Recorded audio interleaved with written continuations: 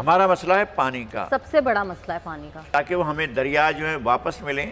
بیاض، ستلج اور راوی جو ہے، مجھے آج راوی کو سوکھا ہوا دیکھ کر بہت دکھ ہوتا ہے۔ ابھی یہ والا جو سین ہے یہ بہت زیادہ آگے جا کے بہت خطرناک ہو جائے گا، کیونکہ جو آبی ماہرین ہیں انہوں نے لگائی صاحب خبردار کر دیا ہے کہ اگر بھارت کے ساتھ پانی کا مسئلہ حل نہ ہوا اور بارشیں بھی کم ہوئی تو آنے والے دنوں میں پانی کی قلت ہو جائے گی۔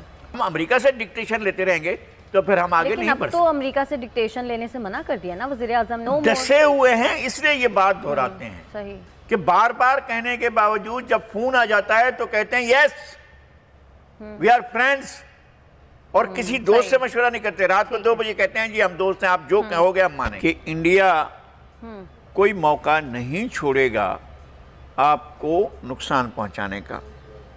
اور میں یہ انڈیا کے لوگوں کی دشمنی میں نہیں کہہ رہا ہوں، مجھے انڈین انٹیلیجنس، انڈین موجودہ برسر اقتدار پارٹی بی جے پی اور خاص طور پر وزیر اعظم مودی اور انڈین کے جو انٹیلیجنس ادارے ہیں ان کی گھٹی میں یہ پڑا ہوا ہے پاکستان دشمنی اور پاکستان کو نقصان پہنچانا ان کے مزاج میں ہے۔ یہ ان کا خاص مزاج ہے کہ وہ پاکستان کو نقصان پہنچانے میں کوئی بھی چیز جو ہے اس کو اسپیئر نہیں کرتے ہیں، وہ کر گزرتے ہیں۔ تو یہ ساری صورتحال تھی، اور آپ کر لیں جو ہماری حکومت میں شامل کچھ لوگ ہیں جو چاہتے ہیں کہ معمول کے تعلقات ہو جائیں، معمول کے تعلقات ضرور کریں، لیکن آپ پاکستان کے جو ایشوز ہیں ان کو نمبر 1 2 3 4 5 6 جتنے بھی ہیں وہ لکھ لیں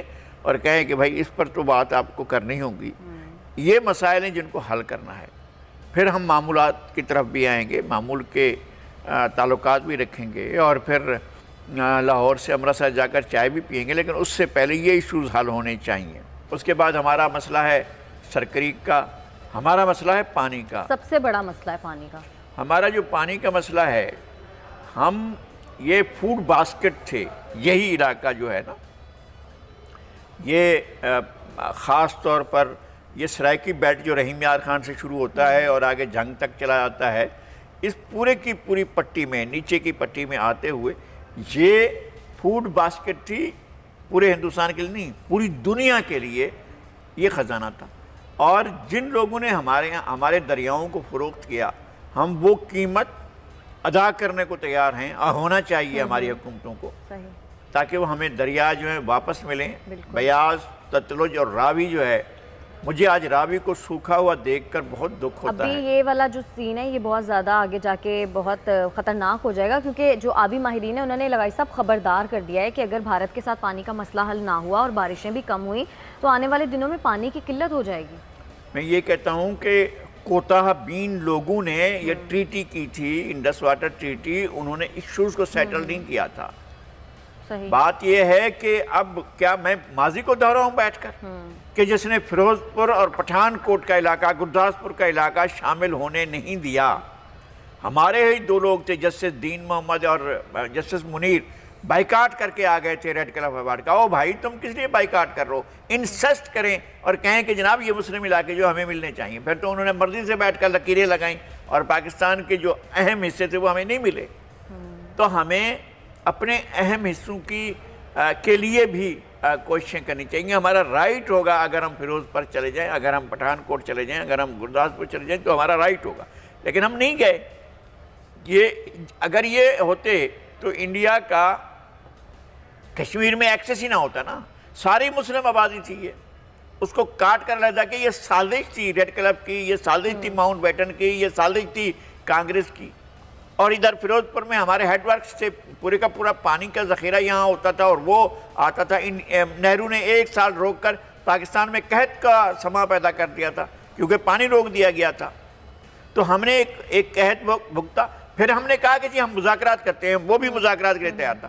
یہاں سے 2 دوست بیٹھے کلاس فیلو بچپن کے، پاکستان میں سے وزیر آبپاشی اور انڈیا میں سے وزیر، دونوں کلاس فیلو، دونوں بچپن کے دوست، اور اس نے انڈین نے چلاکی سے منوا لیا ہمارے پاکستانی کے جی ہاں جی رائٹ جو ہے وہ انڈیا کا ہے۔ یہ کہاں سے رائٹ ہو گیا؟ آپ کون ہیں فیصلہ کرنے والے؟ اور کون تھا وہ سیکرٹری آبپاشی؟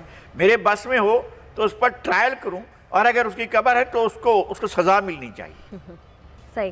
اچھا لگائی صاحب، یہ پہلی دفعہ تو ہوا نہیں ہے کہ بھارت نے پاکستان میں دہشت گردی کی ہو. کلبھوشن یادو بھی دہشت گردی کی غرض سے ہی پاکستان آیا تھا، اور ابھی بھی جس طرح سے یہ جوہر ٹاؤن والا واقعہ ہوا ہے. آپ نے بات کی، آپ نے کہا کہ پاکستان کو سب سے پہلے بھارت کے ساتھ اپنے ایشوز سامنے رکھنے چاہیے کہ ان مسئلوں کا حل ہوگا تو پھر آگے دوستی کی بات ہو سکتی ہے. بھارت تو مذاکرات کی میز پر آتا ہی نہیں ہے. پاکستان کو پھر کیا اسٹریٹجی اپنانی چاہیے؟ کیونکہ پاکستان ہمیشہ مذاکرات کی بات کرتا ہے. جب تک ایک ہی سپر پاور کی دم کو پکڑ کر رہے گا، اب تک جو کچھ کیا ہم نے نقصان ہی اٹھایا ہے نا. آپ نے ان کی ہر بات پر لبیک کہا اور انہوں نے آپ کو بیچ مجدار میں چھوڑا. امریکہ نے ہمیشہ چھوڑا نا، ہمیشہ پاکستان کو. ہم جا کر سیٹوں میں شامل ہوئے، ہم جا کر سینٹوں میں شامل ہوئے، ہم معاہدہ بغداد میں شامل ہوئے. اچھا کیا ہو رہا ہے کہ یہاں پر ہم بار لگا رہے ہیں کہ یہ سوویت یونین نہ آئے. اب یہ امریکہ جو آ رہا ہے اس کو کون بار لگائے گا؟ اب جس طرح سے زور کر کے وہ اڈے مانگ رہا ہے تو ہماری لیڈرشپ وہ کر رہی ہے، ریزسٹ کر رہی ہے. خدا کرے کہ یہ ریزسٹنس ان کی جاری رہے. خدا نہ خواستہ وہ اپنی بات منوانے پر آ گیا تو پھر اور وہ انتہا پسندی کی طرف چلا گیا. دیکھیں ہمارے پاس ہر طرح کے خدشات موجود ہیں، لیکن آپ کو دوستوں اور دشمنوں کے بارے میں تو طے کرنا ہے نا. انڈیا کو وہ دل سے لگا کر بیٹھا ہوا ہے، وہاں انڈسٹریلائزیشن کرنا چاہیے، وہاں وہ چاہتا ہے، وہاں پر جاب امپلائمنٹ یہ وہ سب کچھ کرنا چاہتا ہے. اور ہمیں یہ منع ہے کہ جناب انڈیا اور ایران جو ہے وہ تو 15-20 ارب ڈالر کی ٹریڈ کر رہے ہیں، اور پاکستان کی ٹریڈ جو ہے وہ آدھے ارب ڈالر سے بھی کم ہے. تو 500 ملین ڈالر بھی ہماری ٹریڈ نہیں ہے. تو پھر ایسے تو آپ نہیں چل سکیں گے. دنیا کے ساتھ تو آپ کا چلنا ہوگا تو دنیا کو ساتھ، اور پڑوسیوں کے ساتھ تو ہمیں لے کر چلنا ہے نا.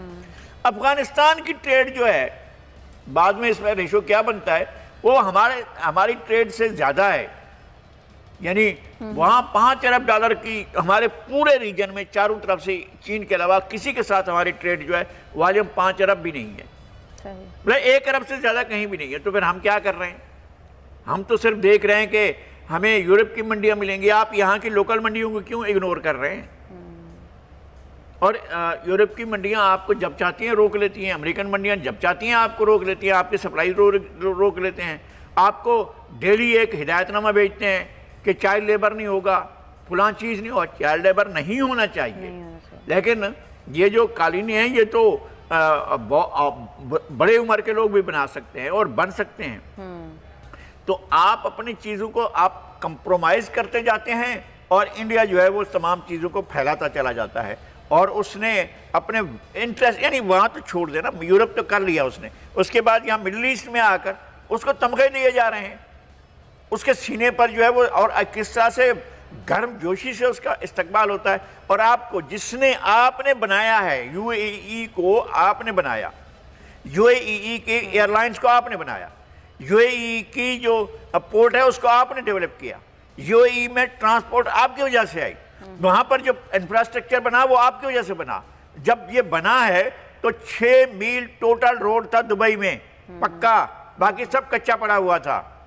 اور 50 سال کے عرصے میں، یہ اس کی بات کر رہا ہوں میں سن 70 کی، 50 سال کے عرصے میں دنیا کی سب سے طاقتور پر کیپیٹا انکم کے لوگوں میں شامل ہو گیا ہے یو اے ای. اور آپ کو بہت پیچھے چھوڑ دیا. پی آئی اے نے جا کر بنایا تھا، بینکنگ آپ نے شروع کی، ہر چیز وہاں سے آپ نے شروع کی. اب آپ ایک طرف ہو گئے، انڈیا جو ہے وہ سب سے محبوب ہو گیا. سعودی عرب میں آپ نے ان کو دکھایا تھا نا یار پیٹرو ڈالر ہے، اس کو استعمال کریں. تو نتیجہ کیا ہوا؟ وہاں پر انڈیا جو ہے اس کا استقبال ہوتا ہے. ریاض کے لیے اہلاً و سہلاً، مرحبا جناب سید مودی. تو جناب سید مودی جو ہے وہ تو ان کا قریبی ہو گیا ہے. اور ہمیں بھی اپنی موجودگی کا، جب ہم اپنی موجودگی کا احساس نہیں دلائیں گے تو کوئی اور ہماری موجودگی کا کیا احساس کرے گا؟ ہم امریکہ سے ڈکٹیشن لیتے رہیں گے تو پھر ہم آگے نہیں بڑھ سکتے. لیکن اب تو امریکہ سے ڈکٹیشن لینے سے منع کر دیا نا وزیر اعظم نے. اب تو کہا ہے کسی قسم کا کوئی کمپرومائز نہیں ہوگا. ہم ڈسے ہوئے ہیں، اس لیے یہ بات دہراتے ہیں. صحیح کہ بار بار کہنے کے باوجود جب فون آ جاتا ہے تو کہتے ہیں یس وی آر فرینڈس.